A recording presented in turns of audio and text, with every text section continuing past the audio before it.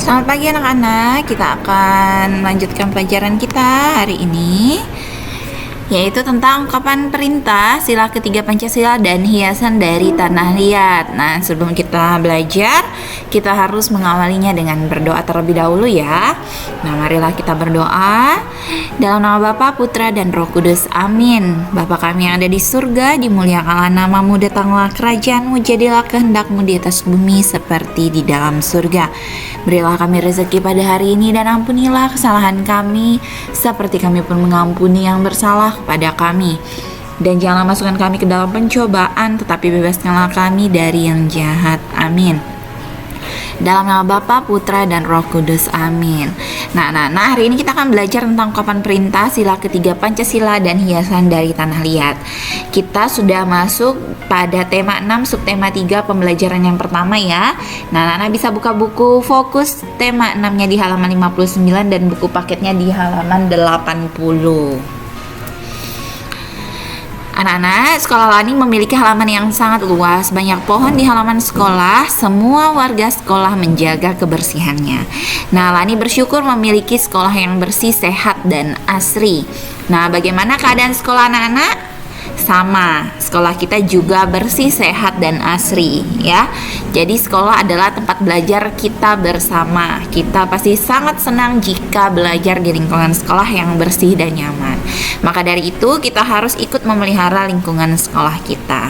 Nah, kalau sekarang anak-anak belum bisa berada di sekolah karena pandemi COVID sekarang, tetapi anak-anak tetap harus belajar di rumah dengan rajin ya. Makanya setiap hari ibu selalu mengirimkan video pembelajaran untuk anak-anak supaya anak-anak menyimak, mendengarkan, dan memahami video pembelajaran ini. Dan ada beberapa tugas yang biasa juga ibu berikan dan harus dikerjakan ya. Jadi anak-anak harus ingat bahwa kewajiban anak-anak itu adalah belajar. Sebagai seorang pelajar, anak-anak harus rajin belajar dan mengerjakan kewajiban anak-anak menyelesaikan tugas yang Bu Guru berikan ya. Jadi ini kita sedang membahas tentang lingkungan sekolahku. Nah, kebetulan anak-anak sedang tidak berada di sekolah, maka anak-anak sesekali boleh ikut mengantar buku anak-anak ke sekolah supaya anak-anak bisa melihat lingkungan sekolah anak-anak ya. Jadi lingkungan sekolah kita ini adalah lingkungan sekolah yang bersih, sehat, dan asri. Karena di sini sampah tidak dibuang sembarangan, di mana-mana ada tempat sampah, di mana-mana juga ada tempat untuk mencuci tangan, dan banyak sekali tumbuhan, tanaman, bunga yang ada di sekitaran sekolah kita ya anak-anak ya. Jadi sekolah kita ini adalah sekolah yang sangat bersih, sehat, dan asri. Nah anak-anak, ada cerita yang harus kita baca bersama-sama yang judulnya Sekolahku Bersih dan Sehat. Aku senang belajar di sekolah. Sekolahku bersih dan nyaman, lingkungannya hijau dan asri, banyak pohon ditanam di sekolahku. Setiap hari tanamannya disiram, udara di sekolahku menjadi segar. Ruang kelas di sekolahku juga bersih. Guruku mengingatkan jangan buang sampah sembarangan, buanglah sampah di tempatnya. Kami semua bekerja sama menjaga kebersihan, tidak ada yang membuang sampah sembarangan. Nah, ini adalah bacaan yang sudah kita baca. Nah, di sini pada bacaan ini ada ungkapan perintah anak-anak. Mana kalimat ungkapan perintah di sini? Nih, buanglah sampah di tempatnya nih ya. Buanglah sampah di tempatnya ini merupakan kalimat perintah, ungkapan perintah anak-anak ya. Nah, ada lagi contohnya, jagalah kerapian ruang kelasmu. Itu juga kalimat perintah. Buanglah sampah pada tempatnya. Tadi juga kalimat perintah. Ya kan? Nah, itu merupakan contoh kalimat perintah. Nah, anak-anak, kalimat perintah itu digunakan untuk meminta seseorang melakukan sesuatu, ya. Tapi kalimat perintah itu tidak boleh menyinggung perasaan orang lain. Maka dari itu kalimat perintah harus diucapkan dengan sopan. Nah, perintah yang diberikan kepada kita harus kita laksanakan dengan baik. Contoh, tolong bawakan buku tulis ini ke kantor guru misalnya. Bu guru memerintah anak-anak. Maka anak-anak harus melaksanakan perintah tersebut. Itu kalau di sekolah. Nah, kalau di rumah, Nak, tolong ambilkan mama. Nak, tolong ambilkan mama gelas di lemari piring itu, misalnya gitu. Gelasnya yang plastik ya, Nak. Nah, maka kamu harus melaksanakan perintah dari ibumu yang meminta tolong untuk mengambilkan gelas plastik di dalam rak piring. Lalu ibumu mengatakan lagi di rumah, Nak, selesai bermain, sandal dan sepatumu itu diletakkan di rak sepatu ya. Nah, itu juga merupakan kalimat perintah, ya kan? Nak, jangan buang sampah sembarangan ya, buanglah sampah di tempatnya, itu tempatnya di sana. Nah, itu juga kalimat perintah, ya kan? Nah, jadi itu adalah kalimat perintah. Ingat, kalimat perintah itu diucapkan untuk meminta seseorang melakukan sesuatu. Nah, kalau meminta orang melakukan sesuatu, maka bisa juga dikalimatkan atau dibuatkan dengan kalimat perintah. Nah, maka dari itu orang yang mendengarkan kalimat perintah tersebut juga harus melaksanakan perintah tersebut ya anak-anak ya. Jadi begitulah kalimat perintah. Nah, lihat di sini, beri tanda centang pada kalimat yang merupakan kalimat perintah. Coba kita lihat. Yang pertama, Bu guru sedang mengajar di kelas. Ini bukan kalimat perintah, jadi ibu tidak beri tanda centang. Lalu di sini, buanglah sampah di tempat sampah. Iya, ini adalah kalimat perintah, maka ibu guru kasih tanda centang. Anak-anak bermain di halaman sekolah, itu bukan kalimat perintah. Letakkan sepatu di rak sepatu, betul, ini adalah kalimat perintah. Jagalah kebersihan sekolahmu. Nah, kamu diminta untuk menjaga kebersihan sekolahmu. Nah, ini adalah kalimat perintah ya anak-anak ya. Jadi ibu harap anak-anak semua sudah bisa mengetahui mana yang namanya kalimat perintah, kalimat ajakan, seperti itu ya. Jadi ingat kalimat ajakan itu kan untuk mengajak seseorang. Nah, kalau misalnya kalimat perintah ini digunakan untuk meminta seseorang melakukan sesuatu, ya kan? Budi, buanglah sampah itu pada tempatnya. Nah, Budi disuruh membuang sampah itu ke tempatnya. Jadi Budi kan melakukan sesuatu, ya kan? Nah, itu ya anak-anak ya. Jadi ibu harap anak-anak paham akan kalimat atau ungkapan perintah ini ya. Nah, kita lanjut. Kita ini adalah warga sekolah anak-anak. Nah, kita harus menjaga kebersihan dan keindahan sekolah. Jadi tugas untuk menjaga kebersihan dan keindahan sekolah itu bukan orang yang membersihkan sekolah saja, tetapi semua warga sekolah, baik itu murid, guru, kepala sekolah, OB dan sebagainya, karyawan. Nah, itu semuanya ya anak ya. Jadi yang harus menjaga kebersihan dan keindahan sekolah itu adalah kita sebagai warga sekolah semuanya. Nah, anak-anak, sekolah bersih dan rapi itu membuat kita nyaman belajar. Nah, anak-anak bayangkan kalau misalnya di sekitar sekolah kita ini berantakan, tidak terurus, ranting-ranting pohon-pohon itu tidak dibersihkan, yang sudah kering-kering, lalu tanamannya juga tidak disiram, jadi gersang, dan juga WC-nya tidak dicuci, tidak dibersihkan, maka akan menimbulkan bau yang tidak sedap. Dan juga jika di sekitaran lingkungan sekolah kita ini kita membuang sampah sembarangan, maka lingkungan sekolah kita akan menjadi kotor. Maka di sekolah kita ini tempat sampah itu di mana-mana. Jadi kalau misalnya ada anak yang membuang sampah sembarangan itu keterlaluan sekali, karena tidak melihat tong sampah atau tempat sampah yang ada di mana-mana. Nah, jadi seperti itu ya anak-anak ya.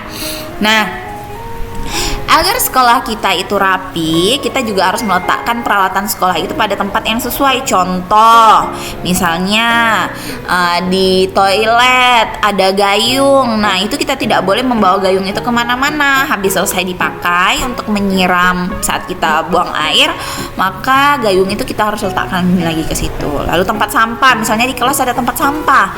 Nah, tempat sampah itu tidak boleh kemana-mana, berada di dalam kelas, seperti itu ya. Jadi benda-benda yang ada di atau di kelas kita itu tidak boleh dipindahkan atau diletakkan sembarangan, harus sesuai dengan tempatnya ya anak-anak ya. Lalu yang selanjutnya, pajangan-pajangan di kelas juga harus diletakkan dengan rapi, tidak boleh sembarangan, karena kalau rapi itu enak sekali dipandang oleh mata ya anak-anak ya. Makanya kalau anak-anak sekolah itu di meja anak-anak itu kan ada laci ya.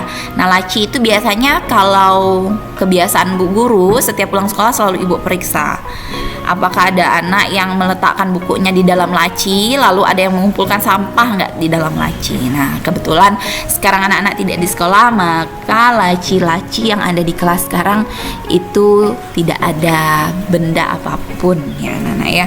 Nah nanti seandainya anak-anak sudah bisa datang ke sekolah dan belajar di sekolah, maka anak-anak harus mengingat ini, bahwa yang menjaga kebersihan dan keindahan sekolah itu adalah kita sebagai warga sekolah. Jadi bukan saja guru, bukan saja OB, bukan saja Pak Satpam, bukan, tapi semuanya, termasuk guru, karyawan, OB, siswa, kepala sekolah, dan semuanya ya anak-anak ya. Nah, lihat di sini ada situasi kelas. Nah, pajangan itu membuat kelas menjadi indah dan rapi. Pajangan itu berupa nih foto presiden dan wakil presiden, juga ada lambang negara Indonesia, itu lambang burung Garuda. Nah, anak-anak, Garuda Pancasila ini juga membuat kelas menjadi indah. Nah, Garuda Pancasila ini juga membantu kita untuk mengingat pelajaran, karena kita ada belajar tentang Pancasila ya kan, sila ke-1, sila ke-2, sila ke-3, sila ke-4, sila ke-5. Nah, apakah anak-anak masih ingat bunyi Pancasila? Harusnya ingat, karena bu guru waktu itu sudah mengatakan anak-anak harus hafal ya sila-sila yang ada di Pancasila ini. Ada 1-5 sila Pancasila yang harus anak-anak hafalkan. Nanti kalau ditanya udah belajar tentang sila Pancasila? Udah. Nah, sila pertama apa? Nggak tahu jawab, kan nggak boleh kayak gitu. Kalau kita belajar tentang sila Pancasila, sila pertama sampai sila ke-5 kita harus hafalin ya. Dan kita juga sudah belajar tentang simbol dan lambangnya ya kan. Nah jadi anak-anak harus mengetahui itu. Nah coba sekarang ibu akan mengajak anak-anak untuk bersama-sama menyebutkan sila pada Pancasila. Yang pertama, sila pertama apa bunyinya? Ketuhanan yang Maha Esa. 2. Kemanusiaan yang adil dan beradab. 3. Persatuan Indonesia. 4. Kerakyatan yang dipimpin oleh hikmat kebijaksanaan dalam permusyawaratan perwakilan. 5. Keadilan sosial bagi seluruh rakyat Indonesia. Nah itu harus anak-anak hafalkan. Dan anak-anak juga harus mengetahui simbolnya atau lambangnya dari Pancasila tersebut. Sila pertama, ketuhanan yang Maha Esa, itu apa simbol atau lambangnya? Bintang. Yang kedua, kemanusiaan yang adil dan beradab, apa lambangnya? Masih ada yang ingat? Yo, apa namanya simbol dari Pancasila yang kedua? Rantai. Yang ketiga, Persatuan Indonesia itu pohon beringin. Yang keempat, kerakyatan yang dipimpin oleh hikmat kebijaksanaan dalam permusyawaratan perwakilan, kepala banteng. Lalu yang kelima, keadilan sosial bagi seluruh rakyat Indonesia, padi dan kapas. Nah sekarang anak-anak coba beri tanda centang pada kotak warna yang tepat. Sila ketiga yang mana ya? Sila ketiga apa tadi? Persatuan Indonesia, maka warna pink kita centang. Nah seperti itu ya anak-anak ya. Jadi walaupun diacak ini bunyi silanya, anak-anak sudah tahu ini kemanusiaan yang adil dan beradab ini nomor berapa? 2 kan? Nah jadi harus diingat, wal ini ke-4, ini ke-1, ini ke-3, ini ke-5. Jadi anak-anak walaupun diacak seperti ini, anak-anak harus tetap tahu mana sila pertama, mana sila kedua, mana sila ketiga, mana sila keempat, dan mana sila kelima ya. Nah, sekarang kita akan belajar tentang hiasan dari tanah liat. Anak-anak tahu tanah liat, anak-anak? Nah, tanah liat itu adalah tanah yang bisa dibentuk. Jadi tanahnya itu liat, bisa dibentuk. Nah, kalau pasir itu kan tidak liat, tidak bisa kamu bentuk, ya kan? Nah, kalau tanah liat ini adalah tanah yang bisa dibentuk-bentuk, anak-anak. Jadi kita bisa membuat pajangan atau karya seni 3 dimensi dari tanah liat ini. Nah, anak-anak, pajangan-pajangan itu sangat memperindah kelas. Nah, kita bisa memajang hasil-hasil karya kita di kelas juga. Nah, di rumah juga kita bisa pajang. Nah, di bawah ini beberapa contoh karya yang biasa dipajang di kelas, yaitu karya 3 dimensi dari tanah liat. Nah, tanah liat ini dapat dicetak mengikuti bentuk wadah tertentu. Misalnya wadah yang kita gunakan itu adalah tempat yang berbentuk daun. Maka kalau kita letakkan tanah liat di dalamnya, tanah liat tersebut akan berbentuk seperti daun. Nah, kita juga bisa mengkreasikannya sesuai dengan kreativitas kita. Untuk misalnya mau buat mobil, nah kita juga bisa membentuk adonan tanah liat ini menjadi mobil, dan kita juga bisa membuatnya menjadi binatang dan juga menjadi bunga, itu juga bisa ya anak-anak ya. Nah, bagaimana sih caranya supaya kita bisa membuat karya seni 3 dimensi dari tanah liat ini? Nah, kita ikuti urutan caranya. Yang pertama itu kita bisa siapkan adonan tanah liat dan cetakan yang diinginkan. Misalnya kita mau membuat tanah liat yang berbentuk bintang, maka kita harus menyiapkan cetakan yang berbentuk bintang ya. Kalau mau daun, kita juga bisa siapkan cetakan yang berbentuk daun. Lalu yang kedua, masukkan adonan tanah liat ke dalam cetakan hingga penuh. Selanjutnya, lepaskan tanah liat dari cetakannya. Nah, ini sudah mau jadi kalau sudah dilepaskan. Setelah itu anak-anak, keringkan hasil cetakan tersebut dengan cara dijemur atau dibakar ya. Nah, untuk sementara hasil cetakanmu selesai, maka biarkan sampai hasil cetakan tersebut kering. Nah, setelah kering, maka hasil cetakan tersebut bisa dipajang di rumah atau di kelas. Nah, kelas juga semakin indah dan juga bersih dan indah, meningkatkan semangat belajar untuk kita semua. Jadi ini kerajinan tanah liatnya anak-anak bisa coba di rumah ya, nanti kalau ada waktu ya. Nah, cari tanah liat itu ya gampang-gampang sulit ya nak ya sekarang. Tapi mungkin orang tuamu juga tahu lah di mana keberadaan tanah liat ini ya. Jadi harus digali juga, pakai alat, cangkul dan sebagainya ya anak-anak ya. Nah, tadi ini yang berbentuk daun ini merupakan kerajinan atau karya 3 dimensi dari tanah liat menggunakan teknik mencetak ya anak-anak ya. Nah, kalau kamu lihat yang di buku Fokus Tema 6 di halaman 61 itu ada bentuk kura-kura, mobil, dan ada bentuk beruang. Nah, itu tergantung, kalau misalnya ada cetakannya yang seperti itu ya bisa, tapi kalau dibentuk menggunakan tangan juga mungkin juga itu bisa ya anak-anak ya. Jadi kalau mau dicoba di rumah boleh, kalau misalnya tidak juga nggak apa-apa, karena ini yang penting anak-anak tahu bahwa tanah liat ini adalah tanah yang bisa dibuat untuk hiasan. Lalu setelah itu tanah ini bisa dibuat karya seni 3 dimensi dengan menggunakan teknik mencetak. Itu yang harus anak-anak ingat ya. Nah, kita dapat mencetak dan membentuk tanah liat ini sesuai dengan keinginan kita ya. Jadi ingat bahwa karya 3 dimensi ini bisa dari tanah liat ya anak-anak ya. Itu yang harus diingat, karena nanti kalau ulangan bisa jadi ini keluar juga ya kan. Misalnya ada soal yang begini, ada contoh-contoh gambarnya. Gambar di samping Gambar di samping merupakan jenis karya seni berapa dimensi. Nah, itu ada gambarnya dari plastik, dari tanah liat, atau dari gabus. Nah, yang ditunjuk yang tanah liat, berarti kamu jawab berarti 3 dimensi ya, begitu ya anak-anak ya. Nah, di akhir pembelajaran kita hari ini, akhirnya kita pada penghujung tugas yang harus kamu kerjakan pada hari ini ya. Nah, ini tugasnya kamu bisa lihat di halaman buku paketmu di halaman 82 dan ada di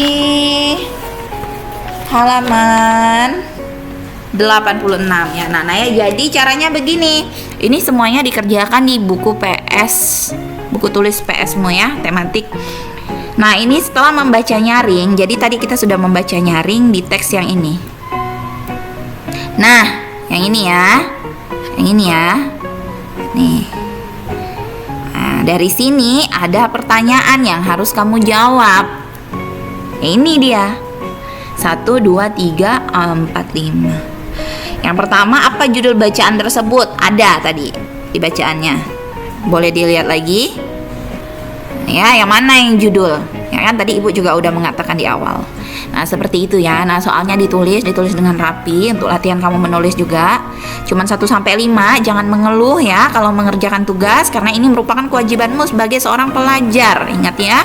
Tugas pelajar itu adalah belajar. Dan anak-anak juga selain jadi pelajar juga tugas di rumah membantu orang tua.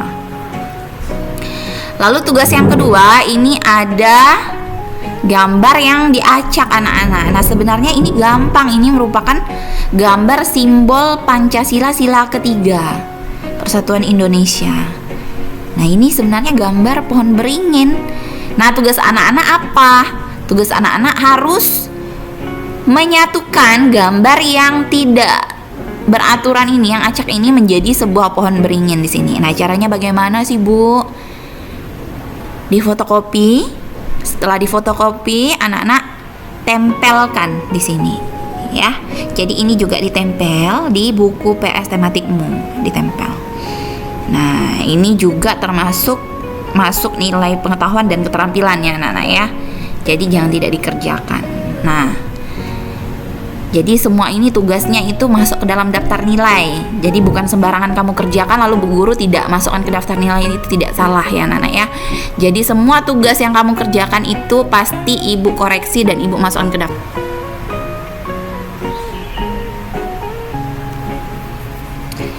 Nah, jadi bisa difotokopi ya anak-anak ya. Dan lalu setelah itu ditempelkan sesuai dengan urutannya sehingga menjadi gambar pohon beringin ya. Jadi dua tugas ini sama-sama anak-anak kerjakan di buku PS tematik ya anak-anak ya. Nah, terima kasih anak-anak sudah menyimak dan menonton video pembelajaran hari ini. Dan jangan lupa tugasnya harus dikerjakan ya anak-anak ya. Nah, jangan di rumah, jangan hanya karena nggak ke sekolah lalu anak-anak tidak belajar di rumah. Jadi nggak boleh. Jadi semuanya harus belajar di rumah ya. Dan harus turut kata orang tua ya anak-anak ya.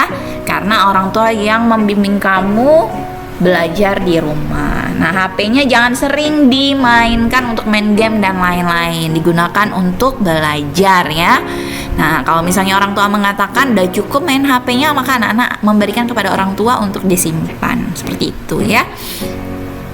Dan harus juga banyak istirahat dan banyak minum air putih. Nah, untuk menutup pelajaran kita hari ini, kita harus mengakhirinya dengan berdoa. Oke, marilah kita berdoa dalam nama Bapa, Putra, dan Roh Kudus. Amin. Salam Maria, penuh rahmat Tuhan sertamu, terpujilah engkau di antara wanita dan terpujilah buah tubuhmu Yesus. Santa Maria Bunda Allah, doakanlah kami yang berdosa ini sekarang dan waktu kami mati. Amin. Dalam nama Bapa, Putra, dan Roh Kudus. Amin. Selamat belajar anak-anak, selamat pagi. Tuhan memberkati kita semua.